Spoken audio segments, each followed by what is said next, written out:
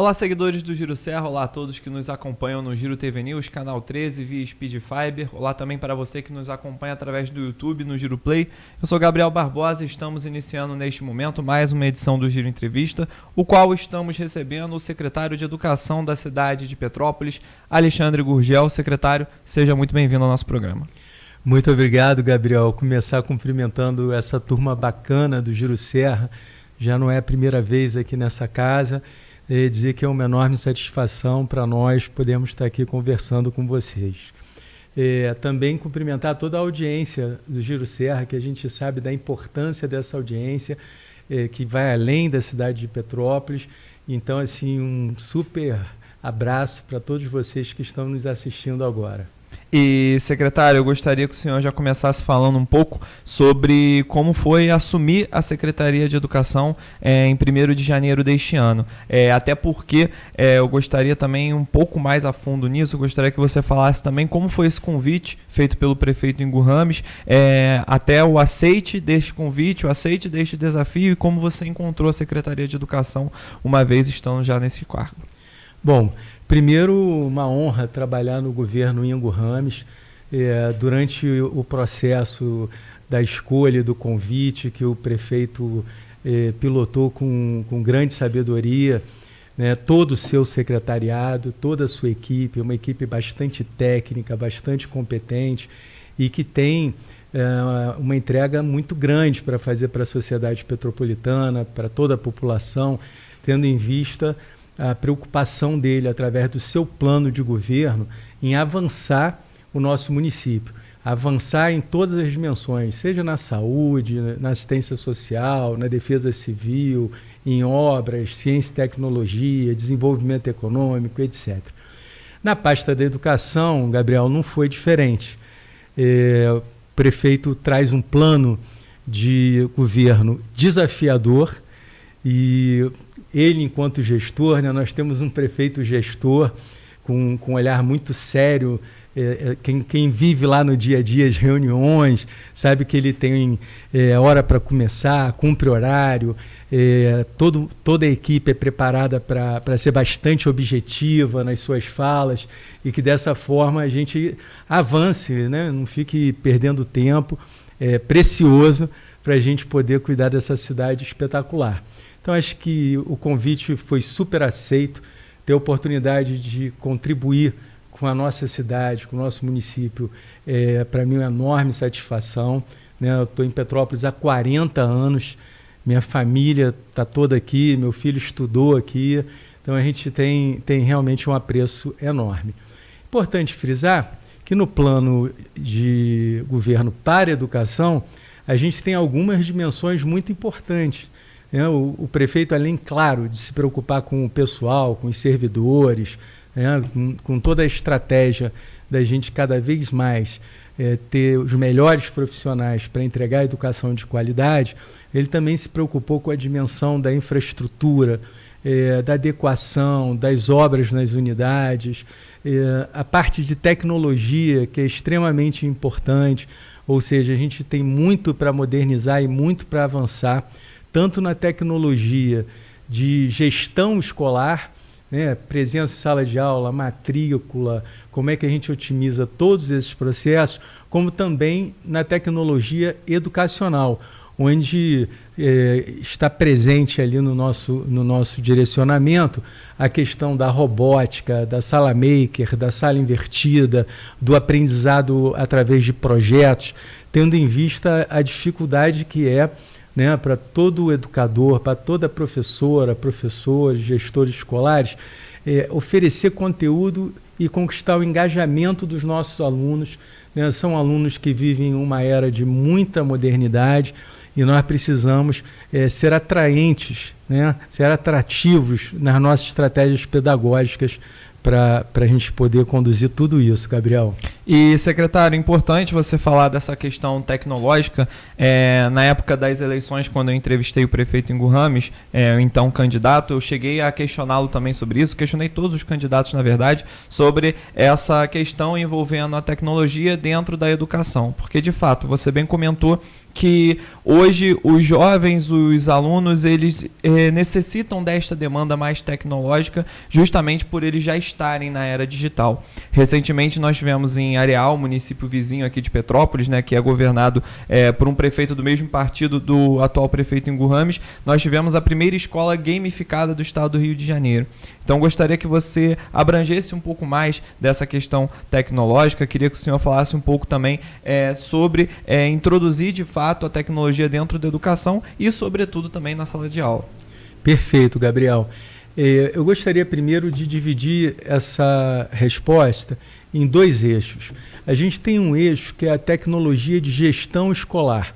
Nesse eixo, a gente vai estar cuidando do monitoramento dos indicadores, que são os alunos em sala de aula, quanto de merenda foi consumido, todos os processos e procedimentos administrativos dentro de uma base de dados confiável, a pauta digital, né, a pauta eletrônica, que inclusive está no plano de governo.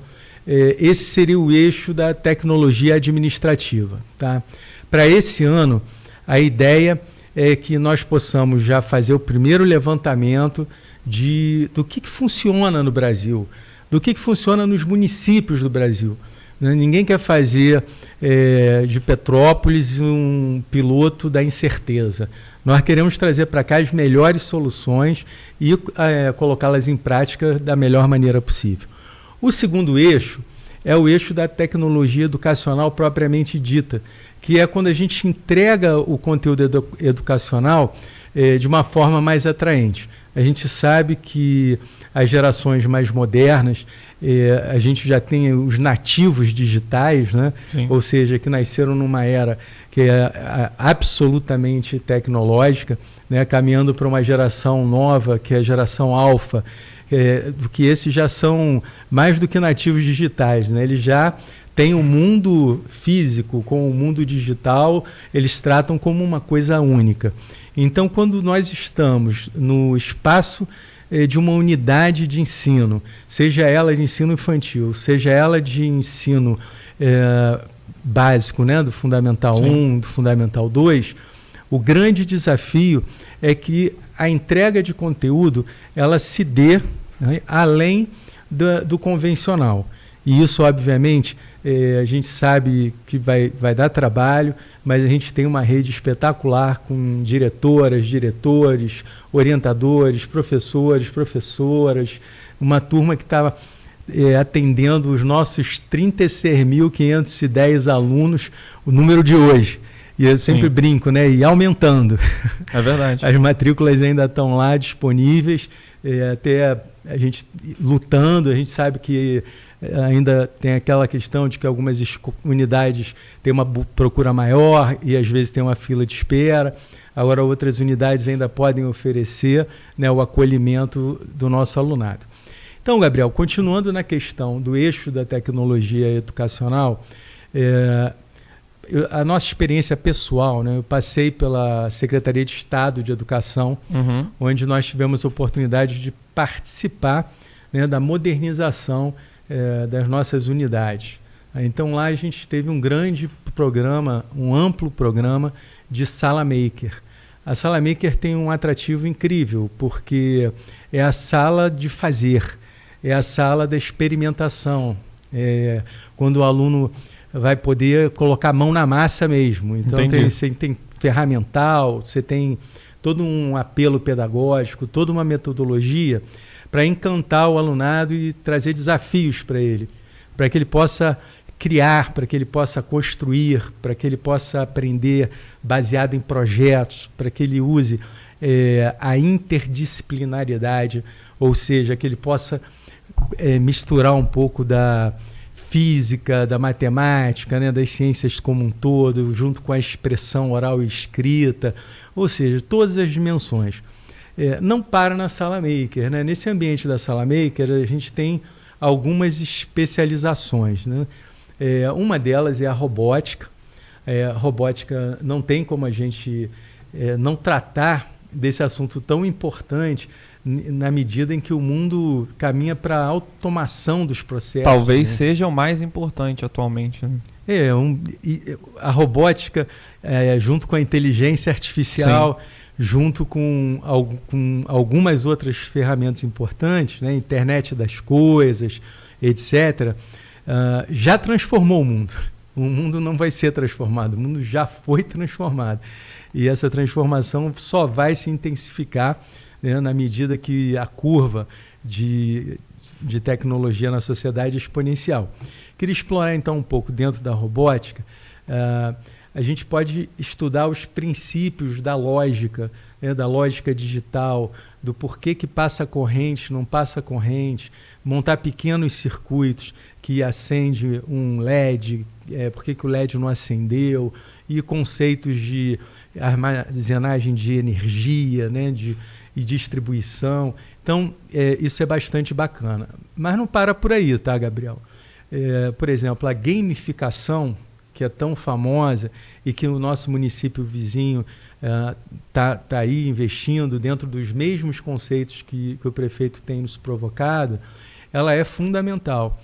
E o mais importante, a gamificação, ela não necessariamente ela precisa de um equipamento tecnológico, de um celular, de um tablet ou de um computador.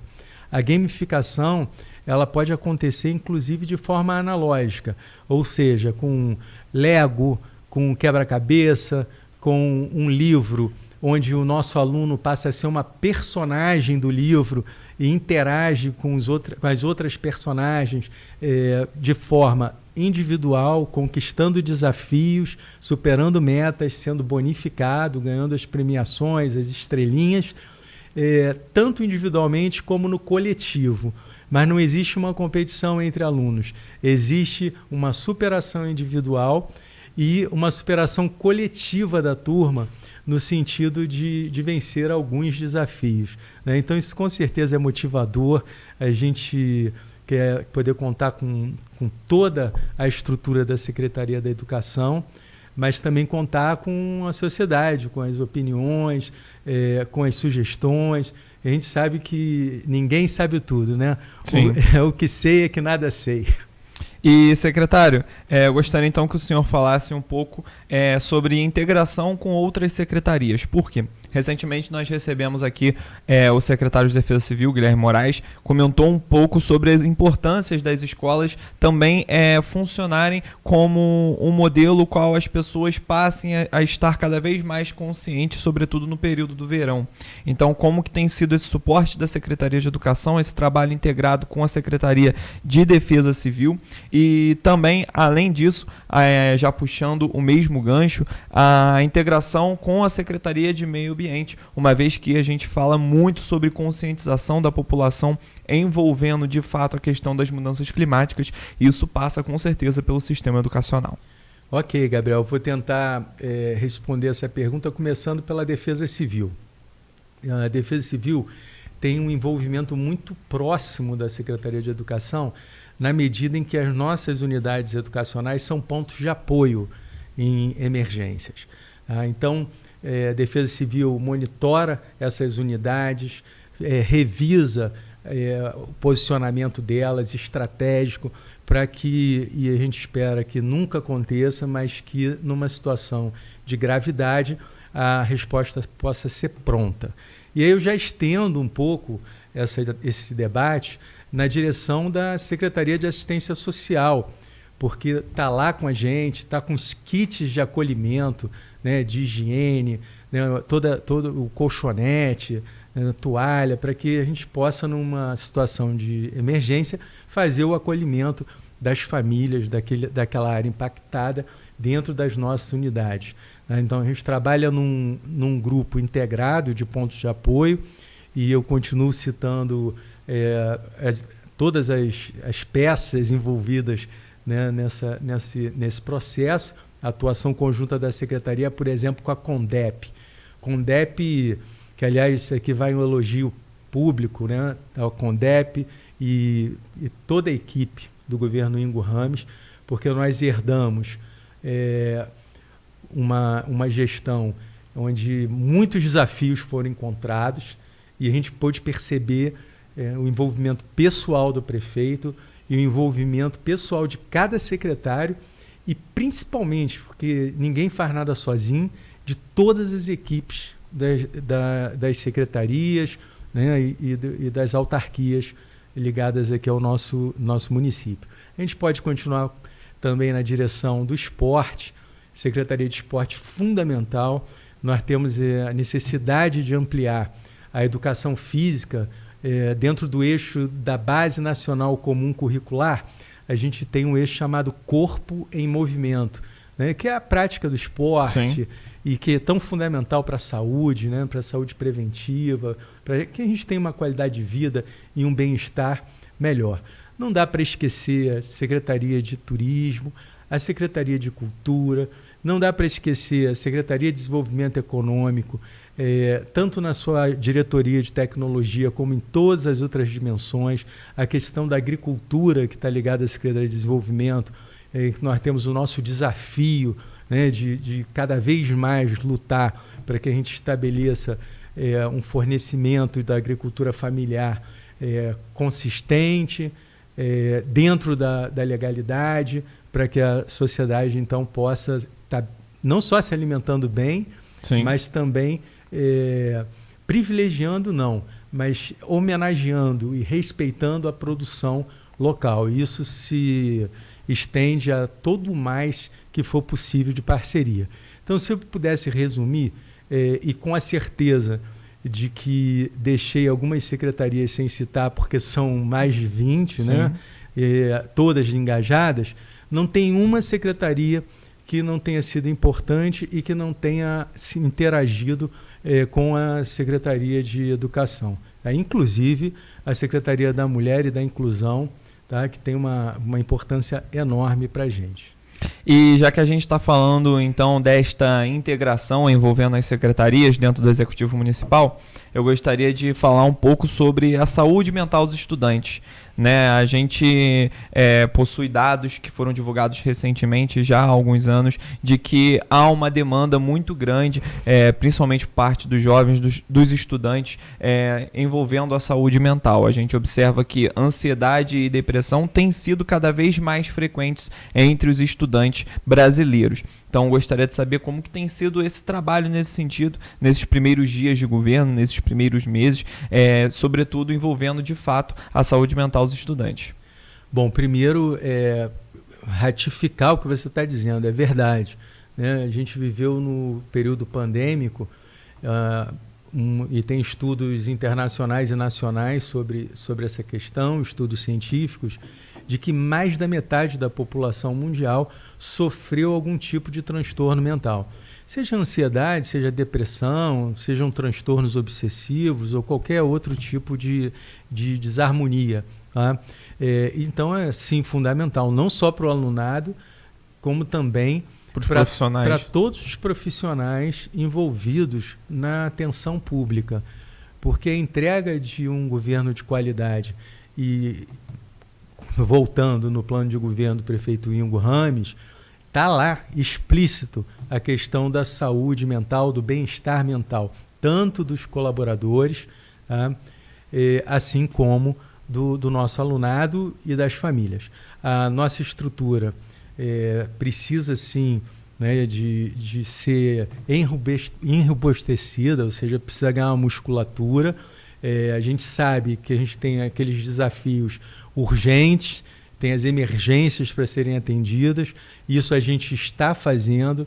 Então a gente tem as nossas psicólogas, elas têm se deslocado para situações de emergência e urgência, e a gente tem que buscar agora implementar o nosso programa e tratar também a prevenção e a normalidade. Tratar a prevenção e a normalidade é extremamente importante para dar segurança para a sociedade. E, secretário, ainda um pouco nessa linha, né, o senhor comentou sobre essa questão da Secretaria da Mulher e Inclusão. Hoje nós temos na rede municipal, você com certeza sabe os números mais exatos, mas nós temos bastante alunos neste quesito na rede municipal de ensino.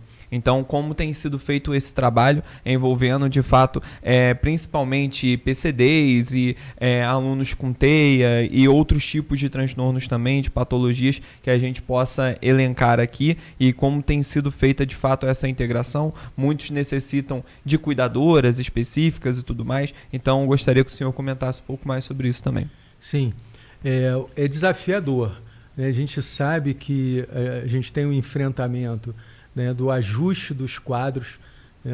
Nós temos que avançar e reforçar os nossos quadros de colaboradores, e a gente pode até abrir depois um debate na linha, o diálogo na linha do que nós entendemos que são os colaboradores da educação, porque nós temos os servidores, os comissionados, as terceirizadas, os RPAs, os estagiários, e nesse momento o ecossistema educacional ele precisa de todos esses atores.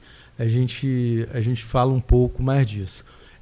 Esse primeiro desafio, sim, de adequar, né, o porte das unidades, ou seja, isso é muito dinâmico também, sim, porque a todo dia, né, a gente tem novos laudos, e todo dia surgem novos desafios. É verdade. A população, a gente sabe, é uma população que luta, uma população que trabalha muito para poder sobreviver e viver, né, e buscar o melhor para as suas famílias, mas a gente ainda não vive a situação ideal, tá?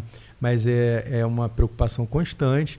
De vez em quando a gente precisa tratar uma questão pontual, né, alguma coisa que saiu do trilho, tá? Mas a gente está muito atento a isso, inclusive aqui elogiar todo o nosso legislativo. A grande maioria dos vereadores já nos visitou lá na Secretaria de Educação e preocupados com essa pauta também, e abrindo o diálogo, o debate construtivo, porque afinal de contas nós estamos aqui, um governo motivado, um governo que quer superar muitos desafios e entregar um município cada vez melhor, a cada dia, a cada mês, né, nesse primeiro ciclo de gestão do prefeito Ingo Rames. Então, acho que na questão desse cuidado está muito na nossa pauta. É central para todos nós que as unidades sejam inclusivas em todos os aspectos: a inclusão do deficiente físico, a inclusão do deficiente visual, a inclusão do deficiente intelectual. Então, todas as deficiências sejam tratadas, que o acolhimento seja carinhoso, respeitoso. A gente sabe que a formação continuada, a gente tem uma casa da formação lá na Casa da Educação, no Barão de Mauá, né, a Casa do Barão de Mauá. Lá tem um desafio enorme de montar esse planejamento anual e executar, que é o principal, esse planejamento anual, para que a gente possa também preparar, capacitar as nossas equipes para esse acolhimento carinhoso, respeitoso que eu já citei aqui. E, secretário, uma outra questão que eu gostaria de abordar aqui no nosso programa. Recentemente eu entrevistei o prefeito Ingo Rames e ele comentou um pouco sobre a defasagem financeira de Petrópolis que foi encontrada quando ele assumiu a prefeitura. E eu gostaria que o senhor comentasse um pouco também sobre isso e como isso impactou diretamente a Secretaria de Educação, até porque a gente sabe que a Secretaria de Educação é uma das que necessita de maior aporte financeiro. Então eu gostaria que o senhor comentasse um pouco sobre isso também. Tá, Gabriel, vou tentar aqui. Ninguém sabe mais da dificuldade que foi encontrada nesse município do que o prefeito Ingo Rames. E cada um de nós, em nossas respectivas pastas, também encontramos um cenário não muito saudável. Não preciso dizer, vou trazer aqui apenas um exemplo. Né? Nós tivemos problema da merenda no final do ano passado. Então nós, quando chegamos e encontramos esse cenário desafiador, o mês de janeiro foi dedicado ao Volta às Aulas. E o Volta às Aulas passou por negociações e ajustes com os diversos parceiros, fornecedores de proteína, o Hortifrutis Grangeiros, a dieta especial, os estocáveis, mas não fica por aí. Né? Nós também tivemos que negociar com os parceiros de transporte, tanto dos ônibus locados, né, das vans e por aí vai. Então, assim, foram muitos desafios. Janeiro foi um mês que a gente brinca que valeu por um ano, porque todo o governo teve que se esforçar muito para que a gente superasse e, no caso da pasta da educação, fizéssemos um volta às aulas, né, com o mínimo de estrutura, o mínimo de condições para que o alunado pudesse ser atendido. E, secretário, o senhor comentou no início da nossa conversa sobre essa experiência que você teve na Secretaria de Educação Estadual. Então, eu gostaria de abranger um pouco mais isso e o quão importante foi essa experiência para o cargo que você está ocupando neste momento. Gostaria também que o senhor comentasse um pouco mais sobre essa experiência mesmo no governo do Estado e como é feito também o diálogo com a Secretaria de Estado de Educação, com a SEDUC. Perfeito, né? A nossa trajetória, né, as pessoas precisam conhecer, afinal de contas nós estamos representando aqui a educação, né, a convite do prefeito Ingo Rames, mas a nossa trajetória ela é muito íntima com a educação desde a minha adolescência, né? Com 15 anos de idade eu já dava aula no antigo supletivo, o atual EJA, né, Ensino de Jovens e Adultos, né, de reforço escolar, voluntariamente no período da noite, né, que para mim funcionava como uma ação pessoal e carinhosa de entregar um pouco do que a gente tinha de facilidade para contribuir com quem tinha algum tipo de dificuldade de aprendizagem. Mas dali para frente foi o tempo todo uma vida executiva com um envolvimento educacional. Passei 16 anos no SESI e Senai. No SESI a gente trata a educação desde o infantil até o Enem. E no Senai a gente trata a educação desde o jovem aprendiz até o pós-doutorado. E fui gestor de unidades, fui gestor geral, né, de toda a parte de apoio industrial à educação. Então a gente viveu isso intensamente, talvez um dos motivos para o nosso querido governador Cláudio Castro, assim como todo o seu governo, sempre tive muito carinho por todos que trabalharam comigo na minha passagem pelo Estado, assim como a secretária atual de Educação, a secretária professora Roberta Oliveira. Então, respondendo à parte da nossa relação com o Estado, ela é espetacular. E, com certeza, o prefeito vai poder anunciar muitas parcerias com o Estado, inclusive na educação. Ele já deu algumas missões, mas a notícia final quem dá é ele. Sim. A gente vai reorganizar, mas o prefeito vai dar a notícia final. E nós já temos coisas boas por aí. Tá? O quão importante foi passar pelo Estado? Gabriel, eu vou tentar resumir um pouco, porque foi a maior experiência da minha vida. Eu chego num momento, junto com o secretário à época, em que nós tivemos que preparar o volta às aulas. E a rede estadual, ela tem mais de 700 mil alunos, vou repetir, 700 mil alunos, em mais de 1.200 unidades educacionais, com colaboradores, professores, né, toda a equipe da educação passa de 60 mil e, se considerar os terceirizados, provavelmente eu não tenho os números atuais, passa de 70 mil. Então era um desafio enorme.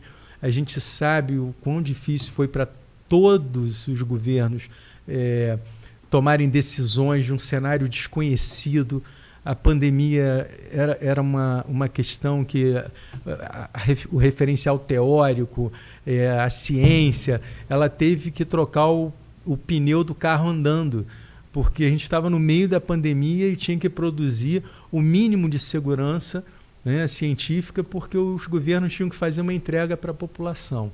Tá? Então, na minha parte, contou essa grande vivência do volta às aulas, do busca ativa, de preparar todas as unidades que estavam fechadas, tiveram que sofrer algum tipo de intervenção para que houvesse condições operacionais, programas especializados, né, para apoio a esse retorno. Então, assim, foram grandes desafios e um grande aprendizado, respondendo de forma bastante rápida essa pergunta que me impacta muito. E, secretário, a gente está vivendo agora um período de bastante calor e é o período de maior incidência do Aedes aegypti, o mosquito da dengue.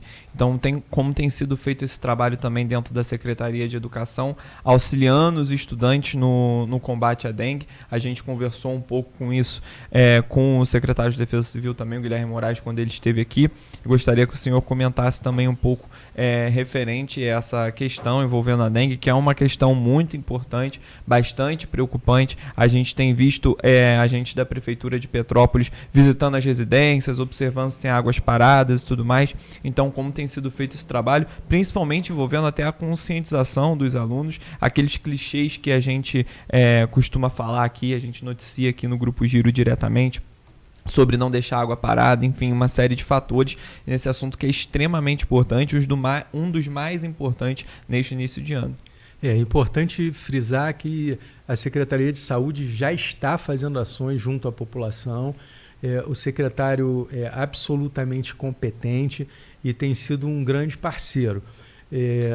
Além dos materiais e de todas as ações produzidas pela Secretaria Municipal de Saúde, e junto com a Secretaria de Educação, nós também recebemos uma contribuição de apostilas, de pequenos orientativos Sim. sobre a questão do Aedes aegypti, que nós estamos produzindo e preparando a entrega aqui nas unidades para que elas possam nos ajudar a dar capilaridade para que essa informação chegue não só ao aluno, mas ao familiar do aluno.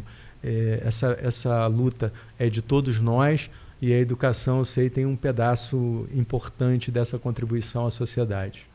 E inclusive a gente tem também, além dessa questão da dengue, né, a gente, o senhor comentou recentemente, ainda há pouco na nossa conversa, sobre a questão de saúde mental dos alunos envolvendo a pandemia, e as tragédias de 2022 também são fatores que acabaram gerando de fato algum tipo de transtorno psicológico nas nossas crianças e nos nossos jovens. Além disso, nós também temos um outro fator importante que o senhor comentou quando eu lhe perguntei sobre a questão envolvendo a integração com a Defesa Civil, das escolas serem pontos de apoio. Inclusive, algumas escolas têm um planejamento ordenado relacionado à rota de fuga e tudo mais. E a gente passa também essa questão da conscientização envolvendo a dengue, envolvendo as mudanças climáticas, passa também pela questão ambiental, que também nós abordamos um pouco.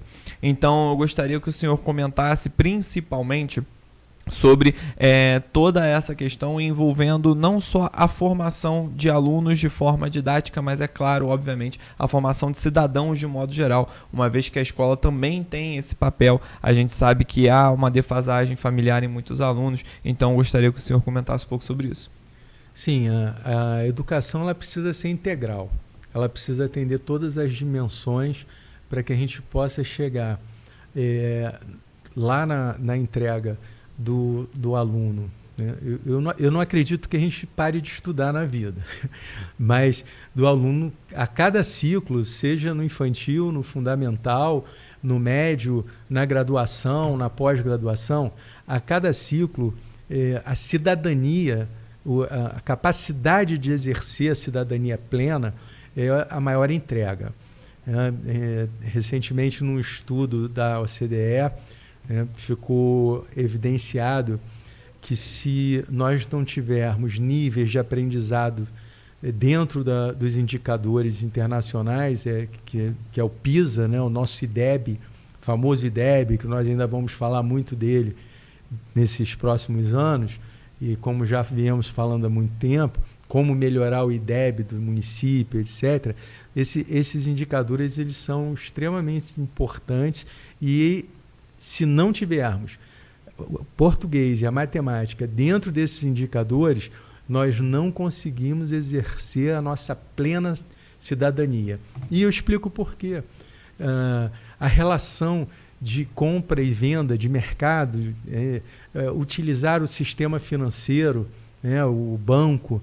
Por exemplo, tem um Programa Nacional de Educação Financeira que é fundamental, já que ele é transversal. Ali você vai ter a matemática, você vai ter o empreendedorismo, você vai ter todo um arcabouço para que a gente chegue nessa entrega final, que é o cidadão com capacidade de exercer a plena cidadania.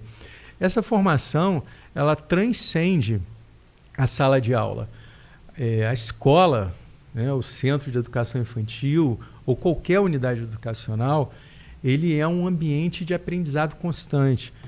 As pessoas estão se acostumando um pouco com o nosso jeito. Eu, quando chego numa unidade, eu tenho um carinho de chamar de professor e professora todas as pessoas que eu encontro. Sou professor e sem nenhum demérito aos professores em regência, pelo contrário, uma homenagem, porque ser professor, ser professora é uma missão de amor, é uma missão de doação, muitas das vezes comprometendo tempo com a família para preparar a aula, para corrigir prova, né, para montar estratégia pedagógica, etc.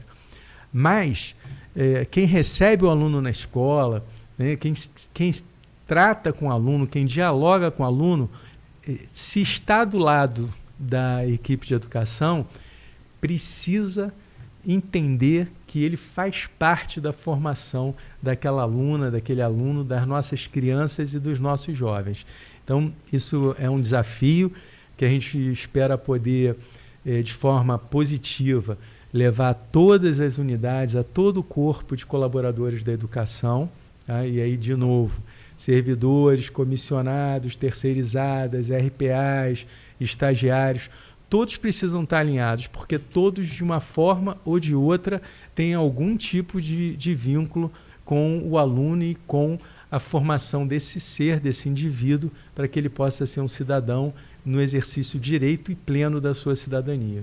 E, secretário, já que você citou um pouco sobre essa questão dos servidores, eu gostaria que o senhor falasse um pouco sobre a capacitação dos servidores da rede educacional. A Prefeitura tem realizado recentemente vários minicursos relacionados à capacitação, envolvendo diversos assuntos, principalmente para os servidores da educação. Então, eu gostaria de saber se há programação de mais atividades neste sentido, palestras, seminários, para conseguir, de fato, haver essa integração, em virtude que a gente consegue observar, de fato, que a educação ela mudou muito nos últimos anos e cada vez mais coisas vão sendo adicionadas. Então, a importância de atualizar também sempre os profissionais de educação e deles mesmos também se manterem atualizados. Sim, vamos visitar novamente a questão da Casa de Educação Barão de Mauá, nosso centro de formação e capacitação continuada, e entender que nós já estamos divulgando para os nossos servidores diversos programas, tá? e ampliando. Então, eu espero que a gente em breve já esteja com toda a grade, com todo o potencial da Casa da Educação preenchido para que ela seja usada, né, por todo o tempo para que a gente possa construir essa base forte de colaboradores absolutamente preparados, capacitados para enfrentar o grande desafio da educação. Então, sim, já temos as grades em andamento, elas já estão em andamento, já tivemos capacitação e sim, estamos ampliando e cada vez mais e qualificando a grade. Porque é importante também que o conteúdo que está sendo entregue seja um conteúdo de qualidade que ajude ao treinando, ao capacitando, a estar cada vez mais robusto no exercício da sua atividade. Eu acredito que isso também vai muito na linha que o senhor comentou ainda há pouco, de que o ser humano ele nunca para de estudar, né? Então, acredito que isso vai muito nessa linha também. A importância dessa atualização constante, isso para o profissional de qualquer área, né? E também, obviamente, para os nossos alunos. Sim, perfeito. Eu estou plenamente de acordo, Gabriel. E a gente conversou também no início do programa sobre essa questão da infraestrutura, né, envolvendo as nossas escolas. E como eu falei anteriormente em relação ao calor, em relação ao período do ano, comentamos aqui um pouco sobre a dengue, gostaria de comentar também sobre a questão da infraestrutura envolvendo de fato esse período de grande calor. A importância, de repente, de se ter ali um climatizador, um ar-condicionado nas salas de aula para fornecer uma qualidade de trabalho tanto para os servidores como uma qualidade de ensino para os alunos. Nós temos algumas escolas do governo estadual, que já possuem de fato uma presença maior de ar-condicionado, enfim, uma demanda maior. Em Petrópolis nós não temos ainda todas as escolas com ar-condicionado de fato operando. Então, como que tem sido feito esse trabalho justamente para conseguir em breve estar conseguindo conciliar todos esses fatores? A gente sabe que Petrópolis é uma cidade que anteriormente não fazia tanto calor como faz nos dias de hoje, então não é algo que não era comum em Petrópolis há alguns anos, e hoje em dia a gente consegue ter de fato temperaturas mais elevadas. É verdade, Gabriel. Há 40 anos, quando eu cheguei aqui, né, não tinha ar-condicionado em um dos cômodos da nossa casa, da nossa residência. E eu moro na mesma residência há 40 anos, né, é onde eu vivo, ali em Correias, né, meu cantinho, né, que eu brinco ali na antiga fazenda do Padre Correia. Mas hoje eu tenho ar-condicionado em todos os cômodos, né? E foi havendo essa necessidade. Foi surgindo com o tempo mesmo. Foi com o tempo, a gente sabe, tem as questões climáticas, né? O aquecimento global, os efeitos do El Niño, El Niña, etc.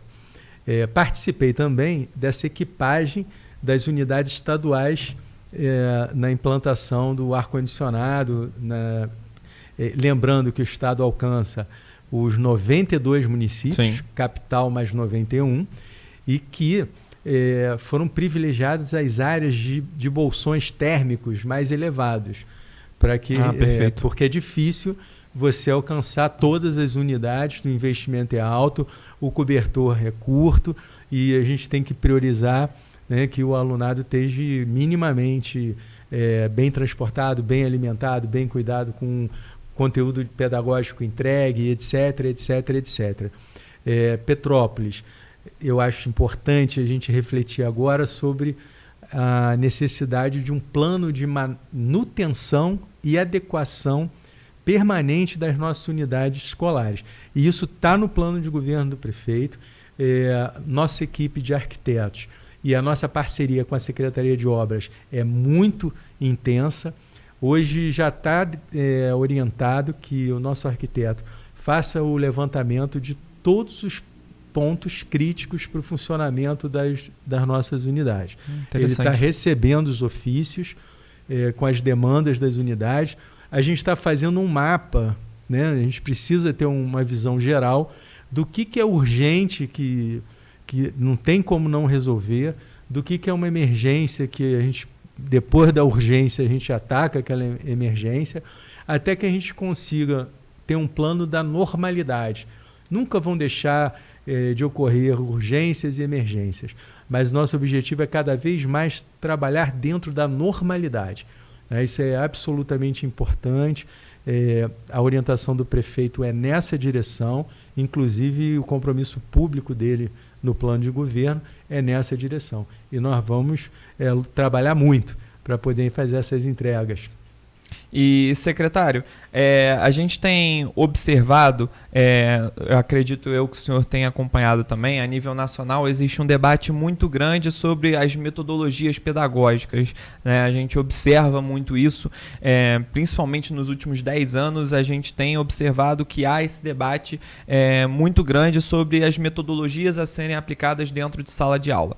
A gente tem obtido muito debate, sobretudo nos últimos 10 anos, relacionados a isso. E isso também vai ao encontro daquilo que nós conversamos envolvendo a capacitação e a atualização dos profissionais. Então, eu gostaria de saber sobre essa questão pedagógica envolvendo a Secretaria de Educação, como tem atuado principalmente nas metodologias do que chega na base de fato, do que chega ali para o aluno consumir. Perfeito. Super pertinente, e eu gostaria de começar fazendo um resgate de uma secretaria de extrema importância, que inclusive é liderada pelo nosso vice-prefeito, o Baninho, tá? Que é a Secretaria de Ambiente. Vamos começar por aí, vou começar a sua resposta por aí. O conteúdo educacional da educação ambiental. Tá? Pedagogicamente, ele tem lá as suas orientações.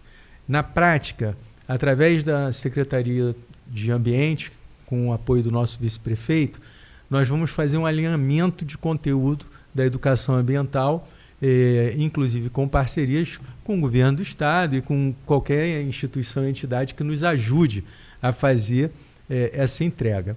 E por que começar pela sustentabilidade e pela educação ambiental? Pela multidisciplinaridade que envolve termos um alunado ambientalmente bem educado. Nós estamos falando de uma prevenção de uma série de doenças na medida em que a gente trata o lixo da forma correta. Nós estamos falando de atividades econômicas na medida em que a gente faz, por exemplo, a coleta seletiva e que vai ser uma ação importante nossa e que a educação está absolutamente à disposição, muito provavelmente, além do prefeito, liderada pela nossa presidente da CONDEP. Tá? Então, a preocupação dentro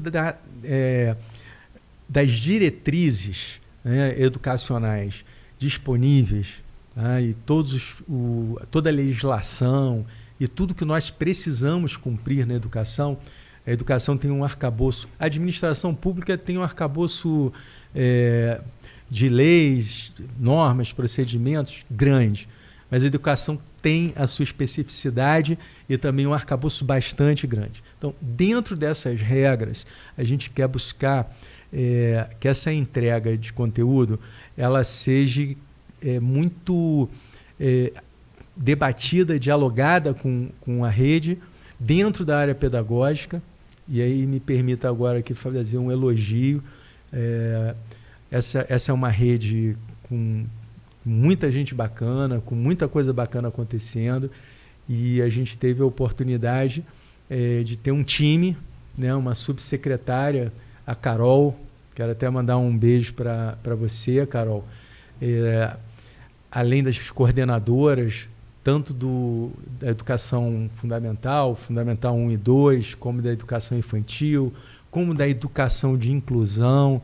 Então, assim, a equipe pedagógica de profissionais muito, muito preparados, que já começa a interagir fortemente com a rede, garantindo que as entregas sejam do jeito que você colocou, com bastante qualidade, e respeitando, né, a trilha, que não é um trilho, que é a Base Nacional Comum Curricular. Então, essas são orientações que nos dão um espaço pedagógico em onde nós possamos construir de maneira a respeitar as particularidades de Petrópolis. Isso é importante. Né? Então, nós temos uma trilha, não temos um trilho. Nós temos liberdade pedagógica, mas nós precisamos saber para onde nós estamos indo.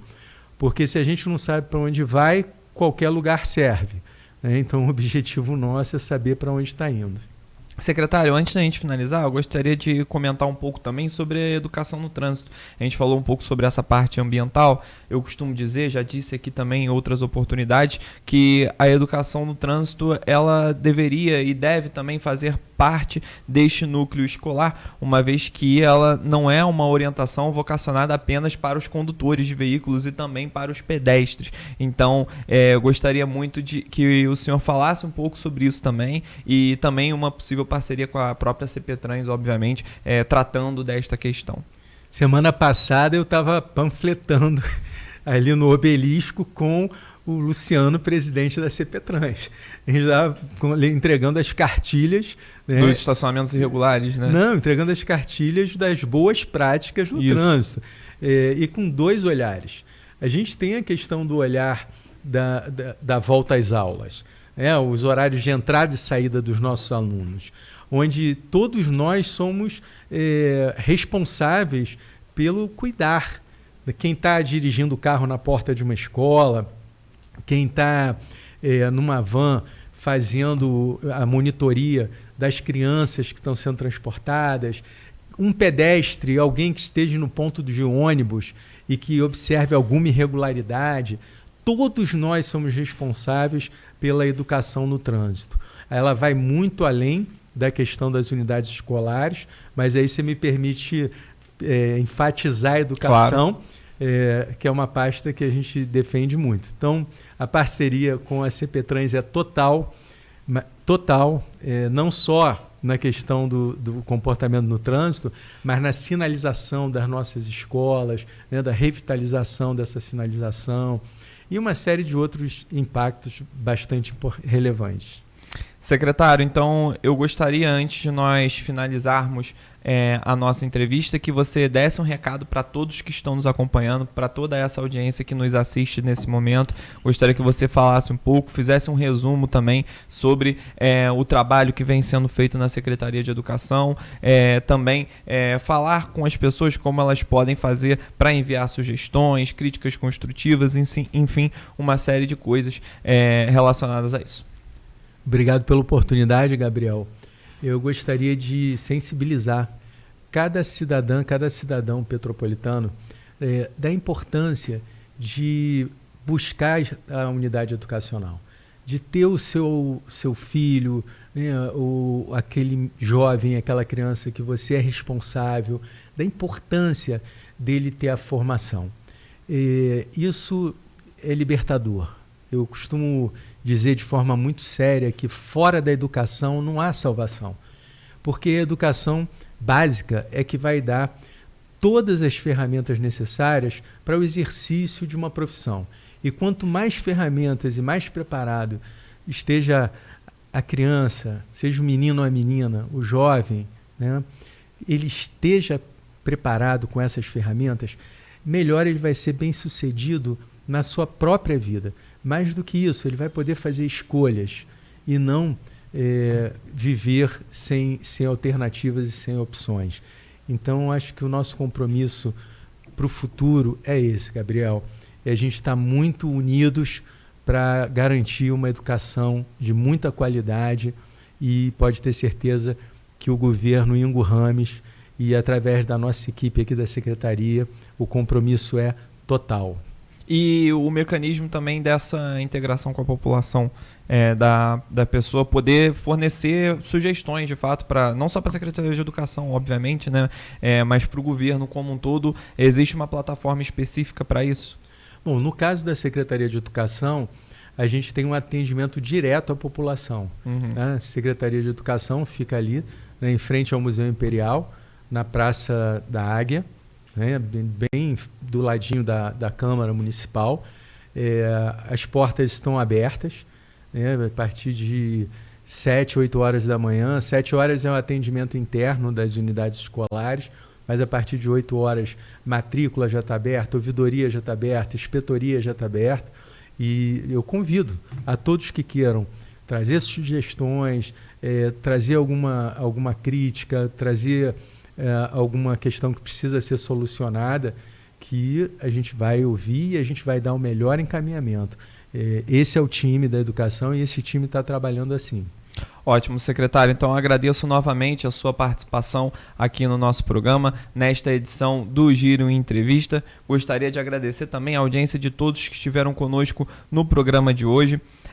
Lembrando novamente que mais episódios do Giro Entrevista estão por vir, então você pode acompanhar diversas entrevistas. Lembrando também que no nosso canal no YouTube, no Giro Play, você pode acessar várias entrevistas. Caso você tenha perdido algum pedaço de determinada entrevista, algo do tipo, você que está nos acompanhando pelo canal 13 via Speed Fiber e chegou com a entrevista já tendo se iniciado, você pode acessar o nosso canal no YouTube também, Giro Play, que lá estarão todas as entrevistas na íntegra e você vai poder acompanhar de fato cada pedaço, cada trecho que você possa ter perdido. Então é isso, eu sou Gabriel Barbosa, esta foi mais uma edição do Giro Entrevista. Quero agradecer a audiência novamente de todos, agradecer novamente a participação do secretário de Educação, Alexandre Gurgel, e até a próxima.